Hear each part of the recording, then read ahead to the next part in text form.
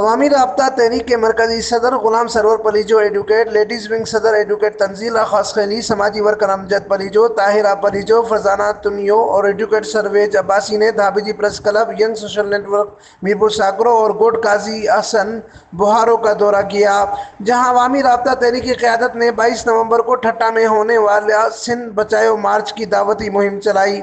मुकर्रिरीन ने अपने खिताब में कहा कि सिंध ने पाकिस्तान की तख्लीक की है। बानी पाकिस्तान कायद-ए-आज़म मोहम्मद अली जना ठट्टा के जिर्ग से थे। असांजे हक़नि ते धाड़ा हया वञनि था। अवामी राब्ता तहरीक 22 नवंबर ते सिंध बचाओ मार्च करे बि मकली अमरान हुकूमत ऐं सिंध गवर्नमेंट जी मिली ऐं गठजोड़ जे करे जेको ऑर्डिनेंस पास कयो वियो आहे ॿेटनि ते कब्ज़े जी कराइंदी आहे, जो 22 नवंबर ते सिंध बचाओ मार्च करियूं पिया, जेको असां सॼी सिंध जे शिरकत जी दावत ॾिनियूं आहे ऐं ॾियूं था।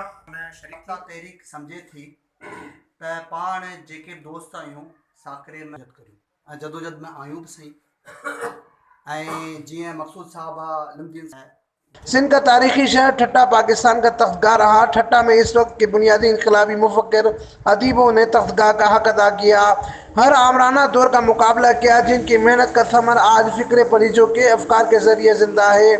आज सिंध को तकसीम करने की साजिश की जा रही है। सिंध के तारीखी वर्षों जजायर पर कब्जा, जुल्फ़कार आबाद, बेरिया टाउन, कारुंझर समेत साहिली इलाकों को सी पैक मनसूबे में गायब करने का खतरनाक मनसूबा जारी है, जिससे सिंध को खतराक लायक हैं।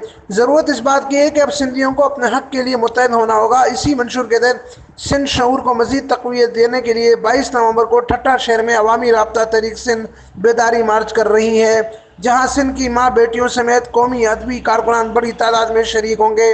इस मौके पर यंग सोशल वेलफेयर के सदर अलमदीन रिंद, अब्दुर्रज़ाक करमती, गुलाम मुर्तज़ा काजी, सहाफ़ी मकसूद अहमद जोकी और शाहिद हुसैन समूह व दीगर मौजूद थे।